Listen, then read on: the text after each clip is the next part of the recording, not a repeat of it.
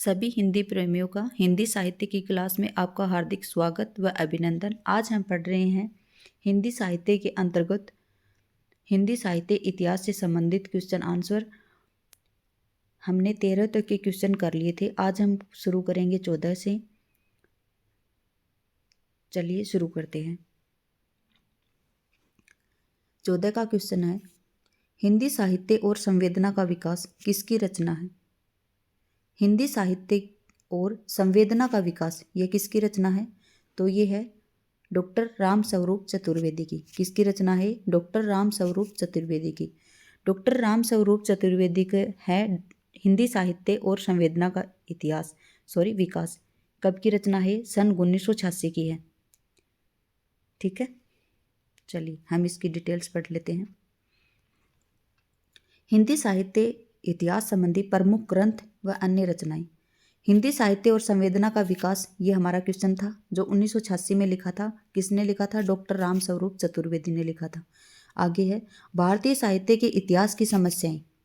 भारतीय साहित्य इतिहास की समस्याएं ये सन 1987 में लिखा। किसने लिखा? डॉक्टर रामविलास शर्मा ने लिखा। उसके बाद में है हिंदी भाषा का विकास 1924 में। हिंदी भाषा का विकास 1924 में किसने लिखा? डॉक्टर श्याम सुंदर दास ने लिखा।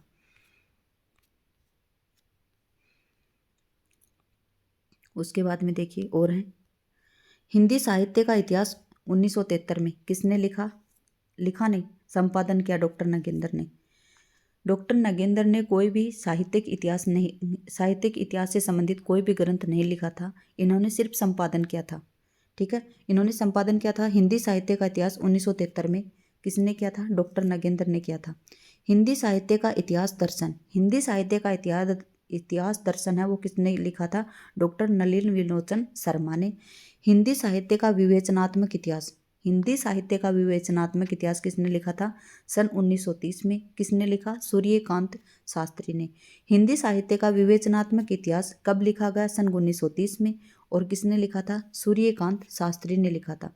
हिंदी साहित्य का इतिहास, आधुनिक हिंदी साहित्य का इतिहास किसने कब लिखा गया? 1934 में। किसने लिखा था? तो कृष्ण शंकर शुक्ल ने लिखा था।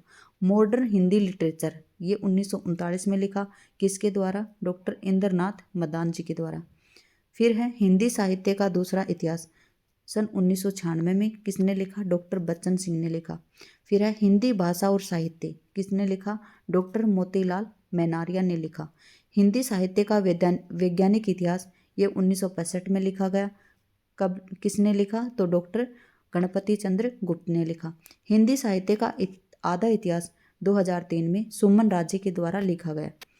हिंदी साहित्य का मौखिक इतिहास किसके द्वारा लिखा गया था? नीलाभ जी के द्वारा लिखा गया था। हिंदी साहित्य का मौखिक इतिहास किसके द्वारा लिखा गया था? तो नीलाभ जी के द्वारा लिखा गया था। नागरी प्रचारणी सभा द्वारा प्रकाशित हिंदी साहित्य का वृहत इतिहास प्रथम भाग का शीर्षक है। प्रथम भाग के शीर्षक का क्या नाम है? चलिए बताइए। यह है हिंदी साहित्य की पीठिका। जो नागरिक प्रचारणी सभा है उसके द्वारा जो प्रकाशित हिंदी साहित्य का वृहत इतिहास के नाम से जो प्रथम भाग का शीर्षक है, जो प्रथम भाग का नाम दिया गया था, उस शीर्षक क्या था उसका? तो क्या था? हिंदी साहित्य की पीठिका, डी। ये आरपीएससी असिस्टेंट प्रोफेसर 2020 में आया है सेकंड पेपर के अंतर्गत। चलिए, नागरी प्रचारणी सभा द्वारा प्रकाशित हिंदी साहित्य का वृहत इतिहास के प्रथम भाग का शीर्षक हिंदी साहित्य की पीठिका है। नागरी प्रचारणी सभा के द्वारा प्रकाशित हुआ था, क्या हुआ था? हिंदी साहित्य का वृहत इतिहास के नाम से प्रकाशित हुआ था। और उसका जो प्रथम भाग था उसका शीर्षक क्या था? हिंदी साहित्य की पीठिका। नागरी प्रचारणी सभा वाराणसी द्वारा प्रकाशन क्षेत्र में पूर्ण की गई 3 सबसे बड़ी परियोजनाओं में हिंदी शब्द सागर और हिंदी विश्वकोश के साथ हिंदी साहित्य का वृहत इतिहास प्रस्तुत करने की परियोजना भी थी, जिसे सभा ने सन 1953 ईस्वी में स्वीकार किया था। ठीक है, इसके प्रारंभिक और अंतिम 2 खंड हैं। पहला, दूसरा, 15वां और 16वां। साहित्य इतिहास से संबंधित विषयों पर केंद्रित है। एक बीच का कुल 12 खंडों, तीसरे और 14वें में प्रत्यक्ष हिंदी साहित्य का इतिहास निबंध है। ठीक है। इनके प्रथम भाग का शीर्षक हिंदी साहित्य की पीठिका नाम से और द्वितीय भाग का शीर्षक है हिंदी भाषा का विकास नाम से। ये 16 भागों में बांटा गया, शायद आपने पढ़ा होगा। तो इसमें भक्ति काल भी दिया है, रीति काल भी दिया है। भक्ति काल में निर्गुण भक्ति काव्य, सगुण भक्ति काव्य, पीठी शुरुआत का जो पीठिका के नाम से हो गया। इस प्रकार से 16 खंडों में विभाजित है ये हिंदी साहित्य का इतिहास। इसमें असंगत ढूंढना है हमें। हिंदी साहित्य का दूसरा इतिहास बच्चन सिंह का है। हमने पढ़ा था अभी थोड़ी देर पहले कि हिंदी साहित्य का दूसरा इतिहास किसने लिखा था? बच्चन सिंह ने लिखा था। और कब लिखा था? सन 1996 में लिखा था। ठीक है। हिंदी साहित्य 20वीं शताब्दी, ये किसने लिखा था? हिंदी साहित्य 20वीं शताब्दी, ये किसने लिखा था? बाबू श्याम सुंदर दास ने। फिर लिखा है हिंदी साहित्य का इतिहास लक्ष्मी सागर वात्सल्य ने, लक्ष्मी सागर वात्सल्य ने। तो और फिर हिंदी साहित्य का आलोचनात्मक इतिहास, ये किसने लिखा था? राम कुमार वर्मा ने। ये कब लिखा था? सन 1938 में लिखा था। तो जो हिंदी साहित्य 20वीं शताब्दी है बाबू श्याम सुंदर दास के द्वारा, ये गलत है। ठीक है। हिंदी साहित्य की जो 20वीं शताब्दी है ये 1942 में प्रकाशित हुआ था। और इसको प्रकाशित करने वाले कौन थे? आचार्य नंद दुलारी वाजपेयी। हिंदी साहित्य की जो 20वीं शताब्दी है इसके रचयिता कौन है? नंद दुलारे वाजपेयी हैं। और ये कब रचा गया था? सन 1942 में। ठीक है। बाबू श्याम सुंदर दास के द्वारा रचित ग्रंथ कौन सा है? तो वो है हिंदी भाषा का विकास, सन 1924 में। हमने पहले पढ़ चुके हैं। हम क्वेश्चन नंबर 14 में हिंदी साहित्य की संवेदना और विकास के अंतर्गत ये हम सारे क्वेश्चन इनमें से हमने पढ़े थे। तो हिंदी साहित्य जो बाबू श्याम सुंदर दास हैं उन्होंने लिखा था हिंदी भाषा का विकास सन 1924 में। और हिंदी साहित्य का आलोचनात्मक इतिहास राम कुमार वर्मा ने लिखा है। कब? 1938 में। हिंदी साहित्य का दूसरा इतिहास ये लिखा डॉक्टर बच्चन सिंह ने। कब? 1996 में। ठीक है। और हिंदी साहित्य का इतिहास ये लिखा है लक्ष्मी सागर ने। चलिए, अच्छा इसमें डिटेल्स दी। हिंदी साहित्य 20वीं शताब्दी बाबू श्याम सुंदर दास द्वारा विकल्प है वो असंगत है, बिल्कुल है। हिंदी साहित्य 20वीं शताब्दी सन 1942 में प्रकाशित आचार्य नंद दुलारे वाजपेयी की कृति है वो। नंद दुलारे वाजपेयी की प्रमुख कृतियाँ कौन सी हैं? जयशंकर प्रसाद है जो 1940 में लिखी, आधुनिक साहित्य जो 1950 में, महाकवि सूरदास 1952 में, रस सिद्धांत 1977 में, नया साहित्य और नए प्रश्न 1955 में, रीति और शैली 1979 में। आगे है क्वेश्चन नंबर 17। काल प्रवृत्ति का निर्णय प्राप्त ग्रंथों की संख्या द्वारा नहीं निर्णित हो सकता। जो काल प्रवृत्ति का निर्णय है वो प्राप्त ग्रंथों की संख्या के द्वारा नहीं निर्णित हो सकता, बल्कि उस काल की मुख्य प्रेरणादायक वस्तु के आधार पर ही हो सकता है। यह कथन किसका है?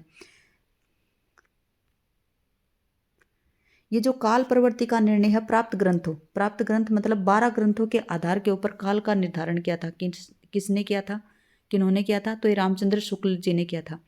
इसके विपरीत में किस का कथन है ये कि काल प्रवृत्ति का निर्णय प्राप्त करने की संख्या ग्रंथों की संख्या के द्वारा निर्णित नहीं किया जा सकता, बल्कि उस काल की प्रमुख मुख्य प्रेरणादायक वस्तु के आधार पर ही हो सकती है। यह कथन किसका है? तो ये डॉक्टर नागेंद्र जी का है। किसका है? डॉक्टर नागेंद्र जी का है।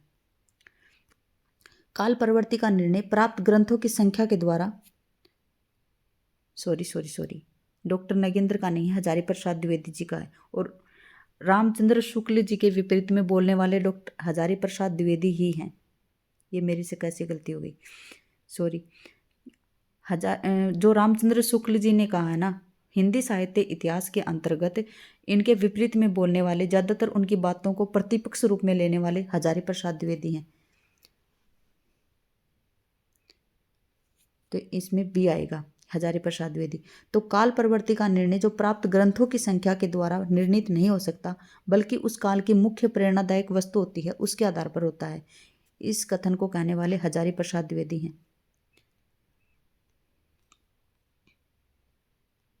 आचार्य हजारी प्रसाद आचार्य रामचंद्र शुक्ल के अनुसार जिस काल विभाग के भीतर किसी विशेष ढंग की रचनाओं की प्रचुरता दिखाई पड़ी है वह एक अलग काल माना गया है और उनका नामकरण उन्हीं रचनाओं के स्वरूप के अनुसार किया गया है।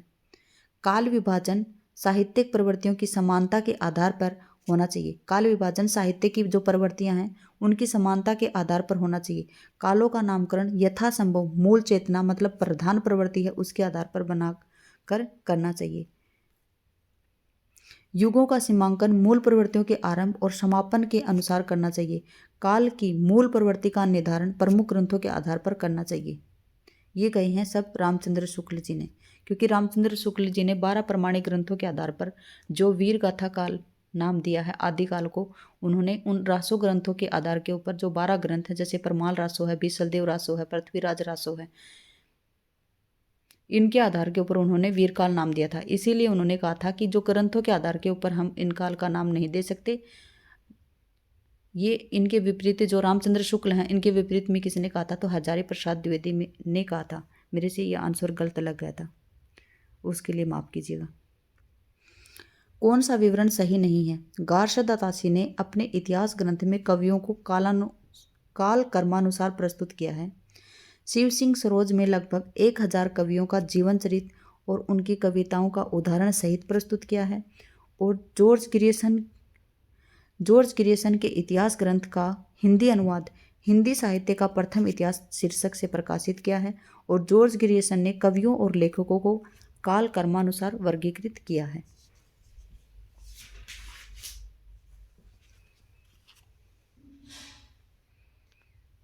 चलिए इसमें देखते हैं।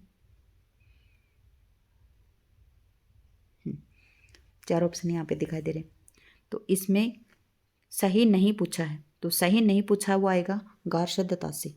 आपको पता ही होगा गार्शद दातासी फ्रेंच विद्वान थे। इन्होंने हिंदी साहित्य के इतिहास को सबसे पहले लिखने की कोशिश की थी, लेकिन काल कर्मानुसार नहीं की थी। शिव सिंह सरोज में लगभग 1000 कवियों का वर्णन है और उनके जीवन चरित्र और उनके कविताओं का उदाहरण सहित प्रस्तुत है। तो ये कथन सही है, ये गलत है और इसका आंसर ए आएगा। जॉर्ज ग्रियर्सन के इतिहास ग्रंथ का हिंदी अनुवाद हिंदी साहित्य का प्रथम इतिहास शीर्षक से प्रकाशित हुआ था। जॉर्ज ग्रियर्सन ने कवियों और लेखकों के काल कर्मानुसार वर्गीकृत किया है। इसमें आंसर आएगा ए।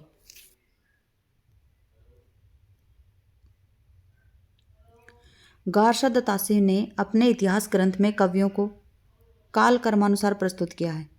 उपयुक्त विवरण गार्शद दातासी के इतिहास लेखक इस्तुआर द लॉ लिटरेचर हिंदुस्तान के संबंध में सही नहीं है। गार्शद दातासी के ग्रंथ उर्दू, हिंदी और हिंदुस्तानी साहित्य का सर्वप्रथम इतिहास ग्रंथ माना जाता है। इसका पहला संस्करण 2 भागों में सन 1839 में और 1847 में वर्णानुक्रम पद्धति में प्रकाशित हुआ था और इसका तीसरा भाग 1978 में प्रकाशित हुआ है। शिव सिंह पहले संस्करण के 2 भाग 1839 में और जो दूसरा संस्करण है वो 1878 में हुआ है। शिव सिंह सेंगर द्वारा रचित 1883 ईस्वी में प्रकाशित पुस्तक शिव सिंह सरोज में 838 लगभग 1000 कवियों का जीवन चरित्र और उनकी कविताओं का उदाहरण सहित वर्णन किया गया है।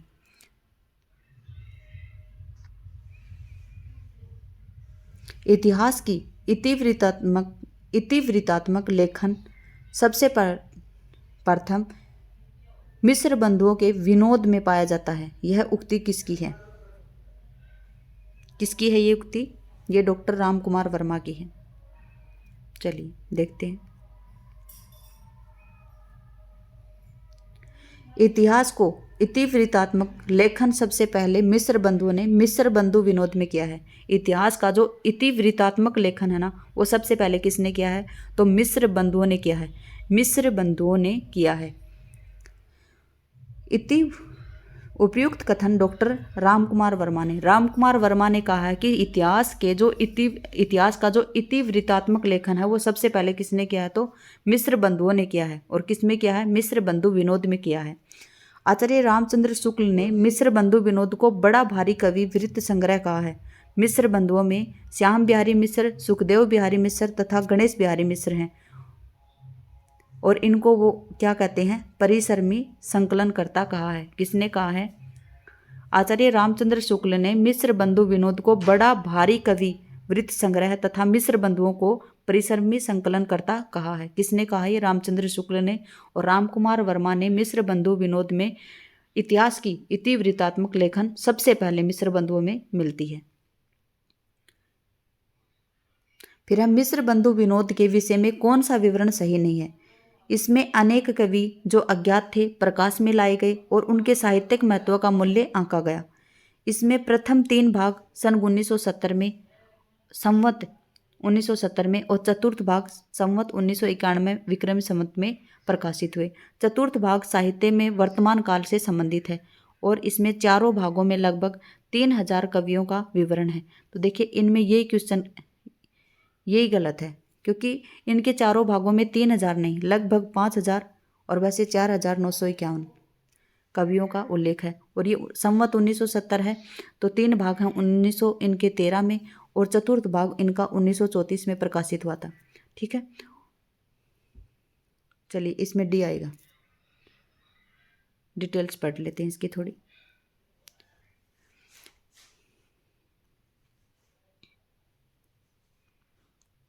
इनके चारों भागों में लगभग 3000 कवियों का विवरण मिलता है। यही क्वेश्चन गलत है। मिश्र बंधुओं गणेश बिहारी मिश्र, श्याम बिहारी मिश्र और सुखदेव बिहारी मिश्र की रचना मिश्र बंधु विनोद के विषय में उपयुक्त विवरण सही नहीं है। मिश्र बंधु विनोद में लगभग 5000 कवियों और लेखकों का परिचयात्मक उल्लेख मिलता है। मिश्र बंधु विनोद में प्रथम 3 भागों का प्रकाशन 1917 संवत 1970 और सन में पूछे तो ईस्वी सन में पूछे तो 1913 और चतुर्थ भाग में प्रकाशन संवत 1991 और ईस्वी सन में पूछे तो 1934 में प्रकाशित हुआ है। हिंदुस्तान को सर्वप्रथम हिंदी किस विद्वान ने कहा है? हिंदुस्तानी को सर्वप्रथम हिंदी किस विद्वान ने कहा है?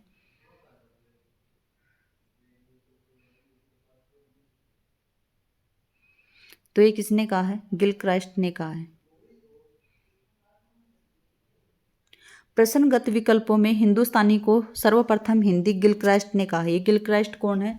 जो कोलकाता में जो फोर्ट विलियम कॉलेज उसके पहले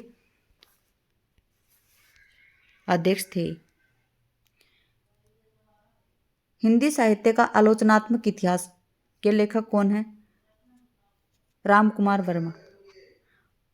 हिंदी साहित्य का आलोचनात्मक इतिहास 1938 में रामकुमार वर्मा ने लिखा था। हिंदी साहित्य का आलोचनात्मक इतिहास के लेखक रामकुमार वर्मा हैं। रामकुमार वर्मा का जन्म 1905 में हुआ था और इनका निधन 1990 में हुआ था। चित्ररेखा काव्य संग्रह पर इन्हें देव पुरस्कार मिला था। इन्हें हिंदी एकांकी का जनक माना जाता है। सन 1963 में इन्हें पद्म भूषण से सम्मानित किया गया है। एकलव्य, रेशमी टाई, पृथ्वीराज की आंखें, दीपदान इनकी प्रमुख रचनाएं हैं।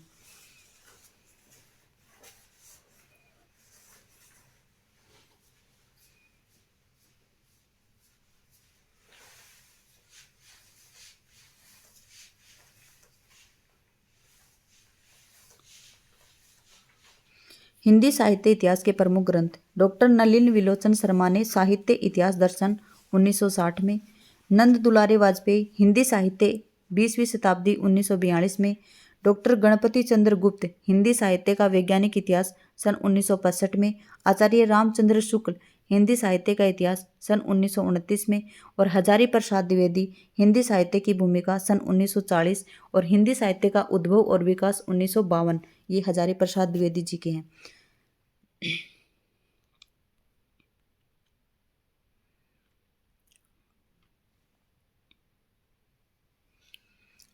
मैं इस्लाम के महत्व को भूल नहीं रहा हूँ, लेकिन जोर देकर कहता हूँ कि अगर इस्लाम न आया होता तो भी इस साहित्य का 12 आना वैसा ही होता जैसा आज है।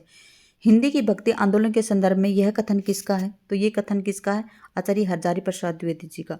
आचार्य हजारी प्रसाद द्विवेदी जी कहते हैं कि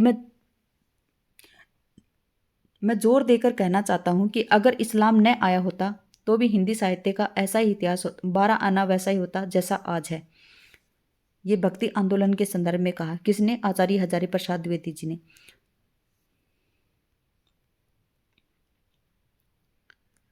उपयुक्त कथन आचार्य हजारीप्रसाद द्विवेदी ने अपनी पुस्तक हिंदी साहित्य की भूमिका कब लिखी थी? सन 1940 में। हिंदी साहित्य भारतीय चिंता और स्वाभाविक विकास में शीर्षक के अंतर्गत हिंदी में भक्ति आंदोलन के संदर्भ में ये कहा था। क्या कहा था? कि मैं जोर देकर कहना चाहता हूँ, अगर इस्लाम नहीं आया होता तो भी साहित्य का 12 आना वैसा ही होता जैसा आज है। किसने लिखा था ये? कहा था ये आचार्य हजारीप्रसाद द्विवेदी ने। रामचंद्र शुक्ल ने क्या कहा था? भक्ति को, रामचंद्र शुक्ल जी ने भक्ति को क्या माना था? पराजित, असफल और निराश मनोवृत्ति की देन माना था। फिर रामकुमार वर्मा के अनुसार मुसलमानों के बढ़ते हुए आतंक ने हिंदुओं के हृदय में भय की भावना उत्पन्न कर दी थी।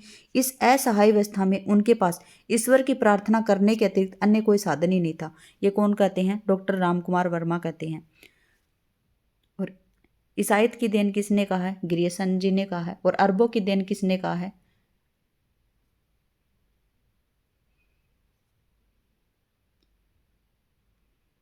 गणपति चंद्रगुप्त ने कहा है। चलिए, रीतिकाल को सर्वप्रथम श्रृंगाल काल नाम किसने दिया था? तो आचार्य विश्वनाथ प्रसाद ने दिया था। रीतिकाल को सर्वप्रथम श्रृंगाल काल नाम किसने दिया था? किसने सुझाया था? तो आचार्य विश्वनाथ प्रसाद ने सुझाया था। रामचंद्र शुक्ल ने क्या कहा? उसको रीतिकाल ही कहा है। रामकुमार वर्मा ने रीतिकाल, रामकुमार वर्मा ने रीतिकाल ही कहा है।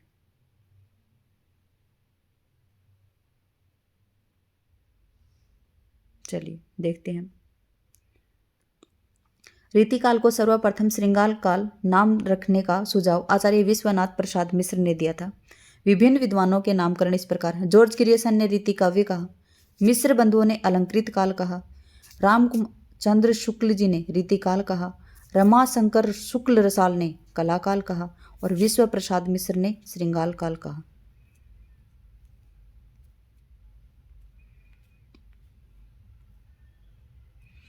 आयोग ने इस प्रश्न का उत्तर क्या माना था? विश्व प्रसाद मिश्र को माना था। परंतु आचार्य रामचंद्र शुक्ल ने 1929 में लिखे गए अपने इतिहास ग्रंथ में हिंदी साहित्य का इतिहास में कहा था कि रीति काल को कोई श्रृंगाल काल कहना चाहे तो कह सकता है। हिंदी साहित्य के इतिहास में बिल्कुल ये कहा था, लेकिन इसमें रीति काल का नामकरण किसने सुझाया था ये पूछा है, तो इसमें विश्व प्रसाद मिश्र ही आएगा।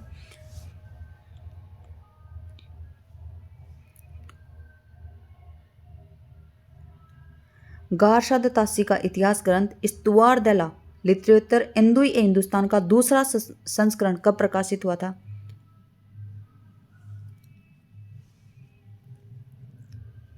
कब हुआ था? सन 1871 में। कब हुआ था? 1871 में। दूसरा संस्करण 1871 में। सॉरी, मैंने पीछे 1878 तो नहीं बता दिया आपको, थोड़ा उसको ठीक कर लेना है ना। इनके जो पहला संस्करण है वो 1839 और पहला संस्करण का जो पहला भाग है 1839, दूसरा भाग 1847 और जो दूसरे संस्करण है उसका प्रकाशन कब हुआ? सन 1871 में हुआ है। देखिए, गारशद तासी का इतिहास ग्रंथ इस्तुआर द ला लिटरेचर इंदो हिंदुस्तानी का दूसरा संस्करण सन 1871 ईस्वी में प्रकाशित हुआ। इनका प्रकाशन दो भागों में हुआ। जो पहला प्रकाशन हुआ था वो 2 भागों में हुआ था। पहला भाग 1839 में और दूसरा भाग 1847 में प्रकाशित हुआ था। फिर उसके बाद में इसमें जो पहला संस्करण था उसमें कुल 738 कवि थे, जिनमें से हिंदी के 72 थे और शेष किसके थे? उर्दू के थे। अगर पूछा जाए कुल कितने कवि थे तो 738 थे और हिंदी के कितने थे? 72 और बाकी बच गए वो किसके थे? उर्दू के थे। हिंदी साहित्य का इतिहास लेखन का सबसे पहला प्रयास किसने किया था? फ्रेंच विद्वान गारशद तासी ने किया था। गारशद तासी ने अपनी पुस्तक की रचना फ्रेंच भाषा में की थी। इनकी भाषा कौन सी थी? फ्रेंच भाषा थी, फ्रेंच विद्वान थे। और ये प्रकाशित कहाँ से हुआ था? तो ये प्रकाशित हुआ था पेरिस से। डॉक्टर लक्ष्मी सागर वात्स्यन ने तासी के ग्रंथ का हिंदी अनुवाद किया था। क्या? हिंदू साहित्य के इतिहास नाम से। कब किया था? सन 1952 में। ठीक है। जो तासी का ग्रंथ है इस्तुआर द लिटरेचर इंदु हिंदुस्तान, उसका हिंदी में अनुवाद किसने किया था? तो लक्ष्मी सागर वात्स्यन ने किया था। कब किया था? सन 1952 में किया था। किस नाम से किया था? तो हिंदू साहित्य के इतिहास नाम से किया था। रामचंद्र शुक्ल का हिंदी साहित्य का इतिहास पहले किस ग्रंथ की भूमिका के रूप में छपा था? तो किसमें? हिंदी शब्द सागर की भूमिका से नाम से छपा था ये। और कब? सन 1929 में। कब छपा था? सन 1929 में छपा था।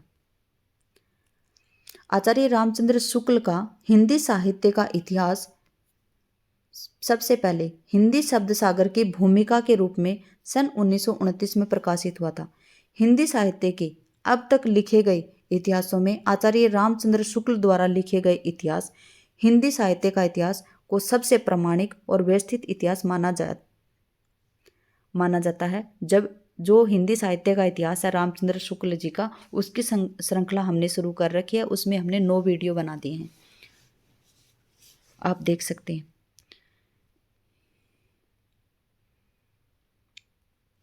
हिंदी साहित्य के इतिहास ग्रंथ देखते हैं। तज़किरा ई सुअरा ई हिंदी 1848 की है, ये मौलवी करीमुद्दीन की है।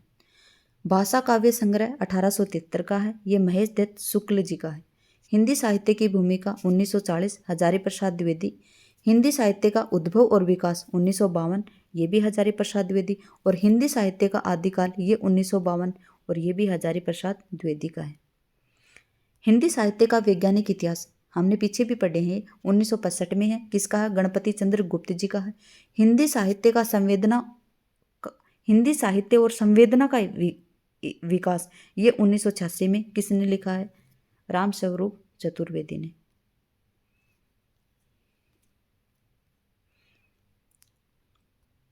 रामचंद्र शुक्ल के अनुसार शिव सिंह सरोज में गिनाए ग्रंथ कौन कौन से हैं?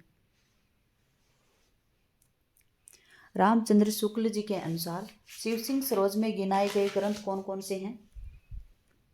शिव सिंह सरोज में कौन कौन से ग्रंथ गिनाए हैं इन्होंने? तो ये गिनाए हैं राम सतसई और कड़खा रामायण। कौन कौन से हैं? शिव सिंह सरोज में गिनाए गए ग्रंथ कौन से हैं? तो राम सतसई और कड़खा रामायण। ऑप्शन आएगा इसका ए। रामचंद्र शुक्ल के अनुसार शिव सिंह सरोज में गिनाए गए ग्रंथ हैं राम सतसई और कड़खा रामायण। सुमेलित कीजिए।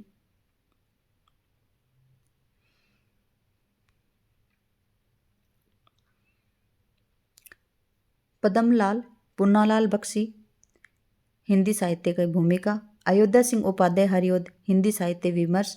आचार्य हजारी प्रसाद द्विवेदी हिंदी साहित्य संवेदना का विकास। और राम स्वरूप चतुर्वेदी हिंदी भाषा और उसका साहित्य। देखिए हमें पहले आता है वो देखते हैं। अयोध्या सिंह उपाध्याय हरिओद, आचार्य हजारी प्रसाद द्विवेदी और डॉक्टर राम स्वरूप चतुर्वेदी। हमने अभी पढ़ा था कि आचार्य हजारी प्रसाद द्विवेदी ने क्या लिखा था? हिंदी साहित्य की भूमिका। कब? सन 1940 में। फिर डॉक्टर राम स्वरूप चतुर्वेदी ये लिखा था हिंदी साहित्य की संवेदना और विकास लिखा था। हिंदी साहित्य की संवेदना और विकास किसने लिखा था? राम स्वरूप चतुर्वेदी ने। फिर पद्मलाल पन्नालाल बख्शी इन्होंने क्या लिखा था? हिंदी साहित्य विमर्श। और अयोध्या सिंह उपाध्याय हरिओद का है हिंदी भाषा का साहित्य और उसके विकास। तो 2 4 1 3 देखते इसमें 2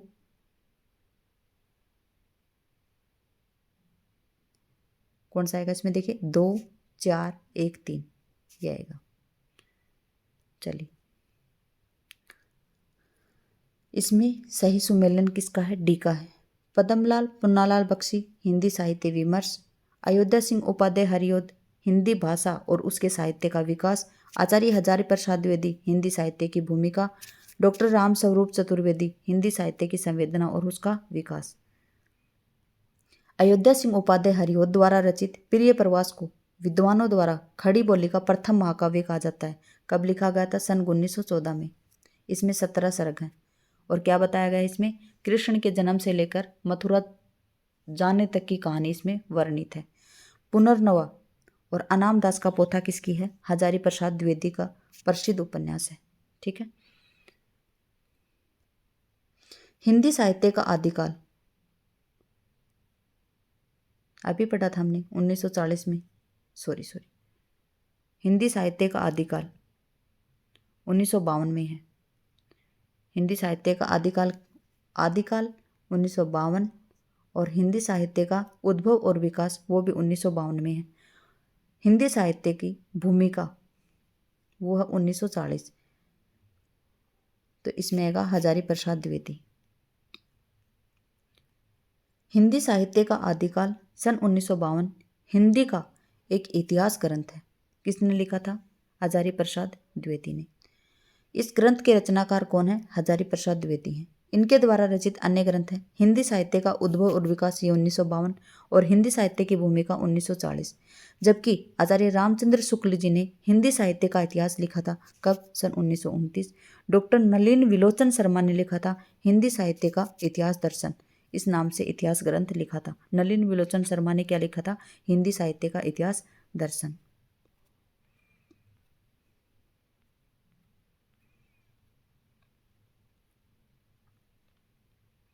राजस्थानी भाषा और साहित्य पुस्तक के लेखक कौन हैं? ये मिलेंगे आपको मोतीलाल मेनारिया। ठीक है, कौन मिलेंगे? मोतीलाल मेनारिया। राजस्थानी भाषा और साहित्य कौन है? मोतीलाल मेनारिया। राजस्थान से संबंधित जो भी इतिहास ग्रंथ आएगा, राजस्थानी नाम लिखा होगा इसमें, राजस्थानी भाषा से संबंधित होगा, तो वो मोतीलाल मेनारिया ही आएंगे। राजस्थानी भाषा और साहित्य के लेखक डॉक्टर मोतीलाल मेनारिया हैं। इनके द्वारा रचित अन्य साहित्य ग्रंथ भी हैं। देखिए, राजस्थानी पिंगल साहित्य, जबकि हिंदी वीर काव्य सन 1942, और लेखक कौन है इसके? डॉक्टर टिक्कम सिंह तोमर हैं। और क्या है इनका? राजस्थानी पिंगल साहित्य भी किसका है? मोतीलाल मेनारिया का है। इनमें से किस साहित्य इतिहास ग्रंथ में किशोरीलाल गुप्त ने हिंदी साहित्य का प्रथम इतिहास नाम से अनुवाद करके प्रकाशित किया है? देखिए, किशोरीलाल गुप्त ने, हमने थोड़ी देर पहले पढ़ा था इसका। किशोरीलाल गुप्त ने, याद आ रहा किसी को? चलिए हम देखते हैं। डी आएगा इसमें, the modern vernacular literature of northern Hindustan. इसको हिंदी साहित्य के प्रथम इतिहास के रूप में, प्रथम था ये, the modern vernacular literature of northern Hindustan. ये ग्रियर्सन के द्वारा रचित ग्रंथ था और प्रथम काल कर्मानुसार ग्रंथ था। तो हिंदी साहित्य का प्रथम इतिहास के नाम से किशोरीलाल गुप्त ने इसका अनुवाद किया था। किसका अनुवाद किया था? The modern vernacular literature of northern Hindustan का।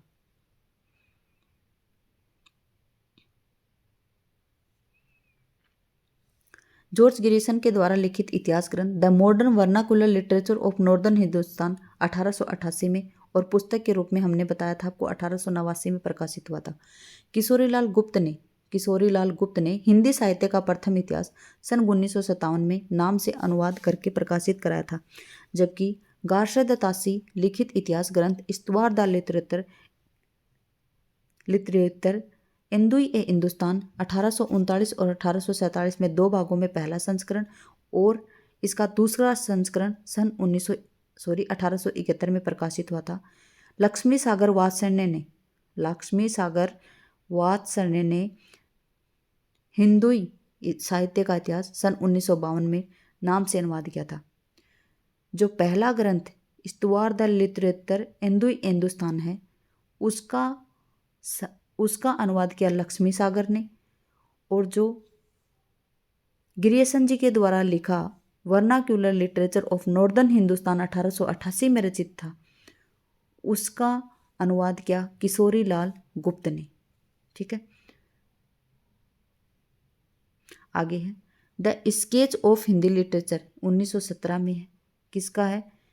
लेखक पादरी एडविन ग्रिप्स का है। और the history of Hindi literature 1920 में है और इसके लेखक कौन है? F.E.K.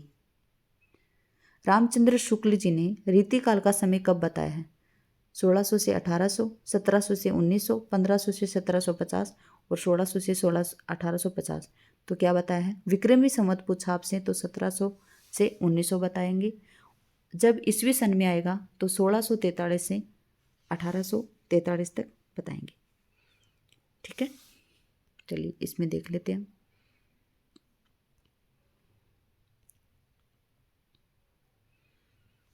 आचार्य रामचंद्र शुक्ल ने रीतिकाल का समय कब बताया? 1700 से 1900 विक्रम संवत। आचार्य शुक्ल ने हिंदी साहित्य के इतिहास में 900 वर्षों के निम्नानुसार 4 भागों में विभाजित किया और प्रत्येक कालखंड का समुचित नामकरण दिया है। आदिकाल का नाम रामचंद्र शुक्ल जी ने दिया है वीर गाथा काल, जो कि 1050 से 1375 संवत विक्रमी संवत तक है। फिर पूर्व मध्यकाल को नाम दिया इन्होंने भक्ति काल, भक्ति काल को 1375 से 1700 तक संवत से।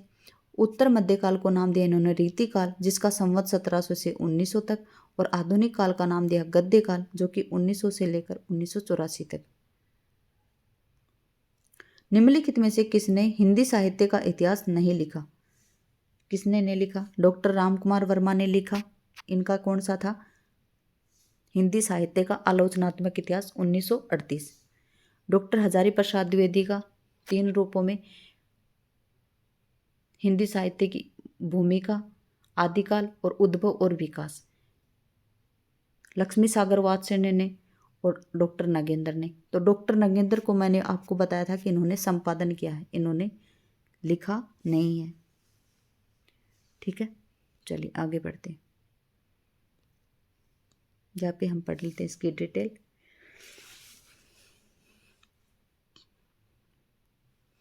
निम्नलिखित में डॉक्टर नगेंद्र ने हिंदी साहित्य का इतिहास लेखन नहीं किया, बल्कि इन्होंने हिंदी साहित्य इतिहास लेखन ग्रंथ का संपादन किया है। जबकि डॉक्टर राम कुमार वर्मा ने लिखा है हिंदी साहित्य की आलोचनात्मक इतिहास, कब? 1938 का। फिर हजारी प्रसाद द्विवेदी ने 3 ग्रंथ लिखे हैं, हिंदी साहित्य की भूमिका 1940, हिंदी साहित्य उद्भव और विकास 1952 और हिंदी साहित्य का आदिकाल 1952।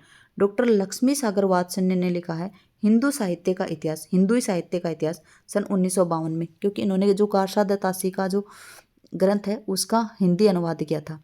किसने? लक्ष्मी सागर वात्स्यण्य ने। ठीक है, कब? सन 1952 में। किस नाम से? तो हिंदू साहित्य के इतिहास नाम से। आगे बढ़े या इतना ही कर ले? काफ़ी लंबा वीडियो हो गया है अपना। चलिए देखते हैं, एक दो और कर लेते हैं।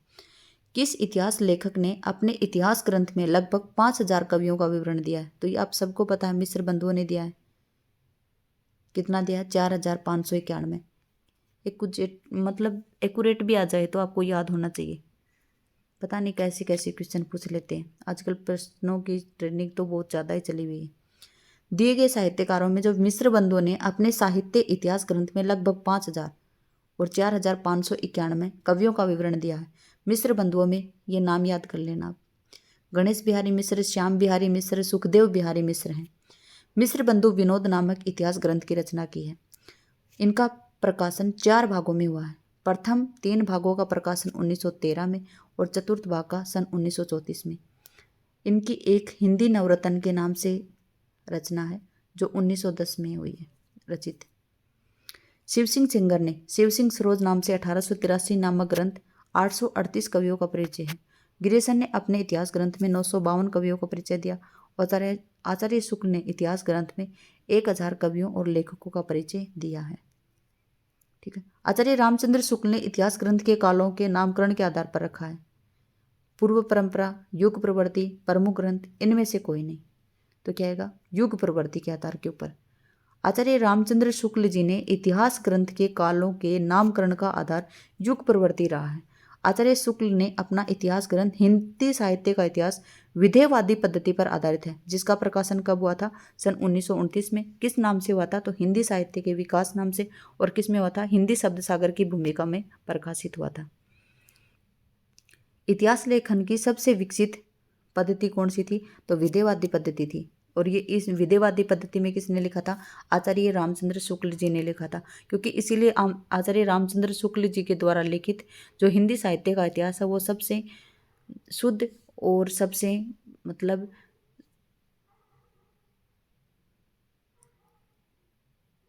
प्रामाणिक माना जाता है उनको। इतिहास लेखन की सबसे विकसित पद्धति विधेयवादी पद्धति थी और इस विधेयवादी पद्धति में लिखने वाले कौन थे? आचार्य रामचंद्र शुक्ल जी। आचार्य रामचंद्र शुक्ल जी ने इतिहास लेखन में विधेयवादी पद्धति का अनुसरण कर अपना इतिहास ग्रंथ लिखा। जो विधेयवादी पद्धति है उसको स्थापित करने वाले कौन थे? तो फ्रेंच विद्वान तेन थे। विधेयवादी पद्धति को सुव्यवस्थित सिद्धांत के रूप में स्थापित किया था। किसने किया था? फ्रेंच विद्वान तेन महोदय थे। हिंदी साहित्य का इतिहास दर्शन नामक ग्रंथ किसने लिखा था? तो हमने बार बार पढ़ा है, डॉक्टर नलिन विलोचन शर्मा ने। हिंदी साहित्य का इतिहास दर्शन नामक इतिहास ग्रंथ डॉक्टर नलिन विलोचन शर्मा ने लिखा है। प्रश्न में हिंदी देने के कारण त्रुटिपूर्ण है, यहाँ पे हिंदी दे दिया ना, तो ये क्वेश्चन में त्रुटिपूर्ण मान के सभी को नंबर दिए गए। इसमें साहित्य इतिहास का दर्शन, ये UPHSC असिस्टेंट प्रोफेसर 2016 में आया था।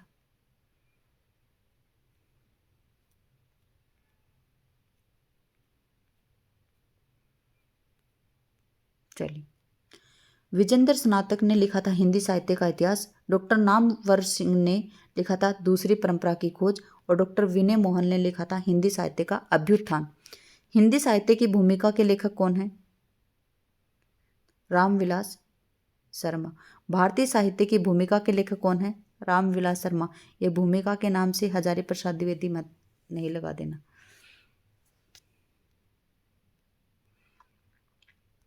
भारतीय साहित्य की भूमिका के लेखक रामविलास शर्मा हैं और इनकी अन्य पुस्तकें हैं भारतीय सौंदर्य बोध और तुलसीदास, लोक जागरण और हिंदी साहित्य, परंपरा का मूल्यांकन आदि। दूधनाथ सिंह ने सपाट चेहरे वाला आदमी कहानी संग्रह, निराला आत्महंता आस्था आलोचना है इनकी। क्या है? निराला आत्महंता आस्था, ये इनकी आलोचना है। और जो सपाट चेहरे वाला आदमी है ये इनका कहानी संग्रह है। किसका है? दूधनाथ सिंह का है। इनमें से किस साहित्य इतिहासकार ने अपने इतिहास ग्रंथ में हिंदी की गद्य साहित्य को गद्य का आविर्भाव, पद्य का प्रवर्तन, गद्य का प्रसार और गद्य की वर्तमान गति नामक खंडों से विभक्त करके विवेचित किया? तो किसने किया है? रामचंद्र शुक्ल जी ने किया है। रामचंद्र शुक्ल ने अपने इतिहास ग्रंथ में हिंदी के गद्य साहित्य को गद्य का आविर्भाव, गद्य का प्रवर्तन और गद्य का प्रसार और गद्य का वर्तमान गति नामक खंडों में विभक्त करके विवेचित किया है।